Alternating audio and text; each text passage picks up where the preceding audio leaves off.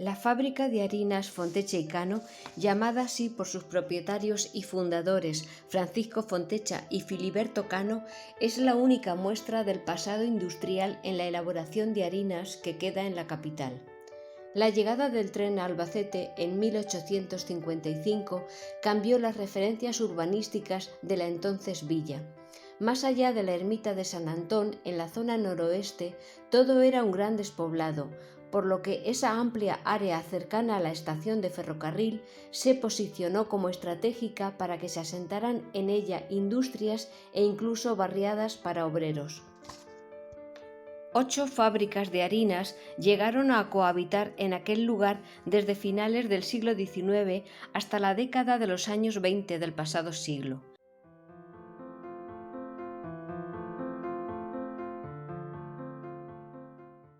La Manchega, La Unión, Los Arcos, Fontecha y Cano. En la veleta estaban la de Rafael Velasco, el Molino Moderno y el Zeppelin, y en la carretera Ocaña-Alicante la de Flores y Falcó.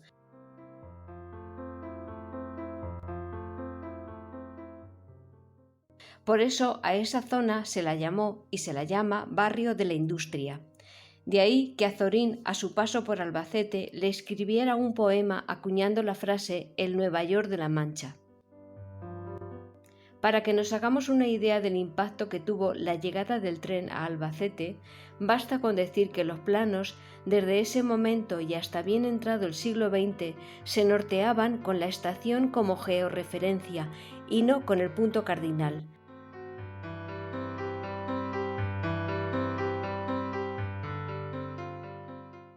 La ruta desde el Altozano a la estación se llamó Calle del Progreso, porque el tren significó el progreso para Albacete. Un factor importante para la industrialización fue contar con la electricidad, que había llegado a Albacete muy temprano, en 1888. Ambas circunstancias propiciaron un desarrollo basado en el comercio de los productos agrarios y derivados hacia las zonas de Levante y Madrid, a lo que debemos añadir un hecho coyuntural, como fue la Primera Guerra Mundial, en la que la neutralidad de España benefició a la economía por la exportación de productos agrícolas ya transformados y elaborados en las nuevas fábricas hacia los países beligerantes. Como fruto de esta transformación social, se asentaron en Albacete desde finales del siglo XIX una serie de ricos comerciantes, una burguesía emergente que, si bien fundaron sus fábricas en el barrio de la Industria, levantaron sus viviendas en la nueva zona en expansión, el elegante paseo que comunicaba la estación con el parque inaugurado en 1911. El primer plano de Albacete que ya recoge esta nueva expansión urbana es el del año 1918 aproximadamente. En él ya tenemos los rótulos con 2 fábricas que existieron en el Paseo de la Cuba, la Manchega de 1897, desaparecida, y la de Fontecha y Cano de 1916. En tan solo 15 meses su construcción estaba lista. Fue inaugurada el día 22 de enero de 1917 y el 15 de marzo obtuvo el alta en la contribución industrial. La casa suiza de Averio fue la encargada de sus máquinas. La sociedad Fontecha y Cano S.A. San Francisco estaba formada por Francisco Fontecha Nieto y su cuñado Filiberto Cano Nieto. Francisco Fontecha fue un personaje que se vinculó intensamente a la ciudad, en la que llegó a ser alcalde, socio de otros negocios relacionados con el comercio y la industria y miembro fundador de la Caja de Ahorros y del Banco de Albacete. En el año 1989 cerró la fábrica, debido a problemas estructurales del sector, un descenso en el consumo y el estar ubicada en una zona residencial. Formaban el conjunto industrial el edificio principal que permanece, donde se desarrollaba el proceso de elaboración de la harina, y a su alrededor otros de tipología menor que ya no se conservan, como eran 2 naves de almacenaje a ambos lados, una para el trigo y otra para la harina. En las esquinas se levantaron las viviendas del maestro molinero, del gerente, del jefe de oficina y del guarda. A la espalda se hallaban construcciones menores para diferentes servicios: cocheras, capilla, almacenes, talleres y cuadras. En 1920 se construyó una barriada para los obreros.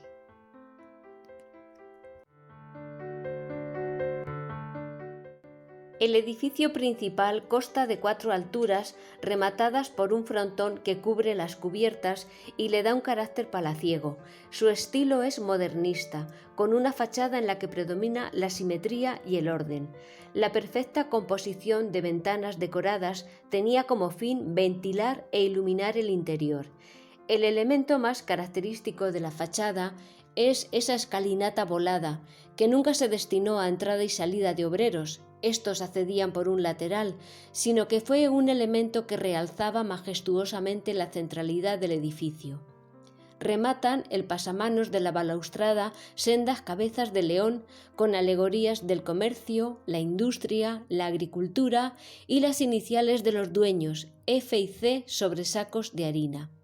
Todo el recinto está cerrado por una cerca de fábrica de mampostería, a excepción de la fachada principal, que se cierra con una verja de hierro que permite ver toda la monumentalidad del edificio y sus jardines. Sobre el funcionamiento de la fábrica podemos decir que se componía de un único motor situado en la planta baja con un eje de transmisión. El eje era el encargado de mover toda la fábrica y transmitir movimiento a las máquinas de las diferentes plantas por medio de poleas de hierro fundido y correas de cuero. El trigo accedía al edificio por la planta tercera y las harinas elaboradas salían de la fábrica hasta la nave de almacenaje a través de la planta segunda, conocida como de caídas. En sus mejores años, la factoría llegó a tener una producción de harinas superior a 60.000 kilos diarios. Por sus dimensiones y características, fue fábrica de referencia en la provincia de Albacete y en la región. En 1990, el Ayuntamiento de Albacete adquirió el emblemático edificio con fines públicos, para posteriormente, en el año 2000, cederlo a la Junta de Comunidades de Castilla-La Mancha. En el año 2002 comenzó la rehabilitación del edificio que amenazaba ruina. El presupuesto total ascendió a 8 millones de euros. Los arquitectos responsables fueron Emilio y Manuel Pedro Sánchez García. Fue en el año 2003, bajo la presidencia regional de José Bono, cuando se reinauguró la fábrica de harinas de Albacete como sede de la delegación de la Junta de Comunidades. Actualmente se encuentra allí la Delegación Provincial de Hacienda, Administraciones Públicas y Transformación Digital. El concurso de rehabilitación contemplaba su vaciado interior, motivo por el que no se ha conservado ningún elemento de la antigua fábrica.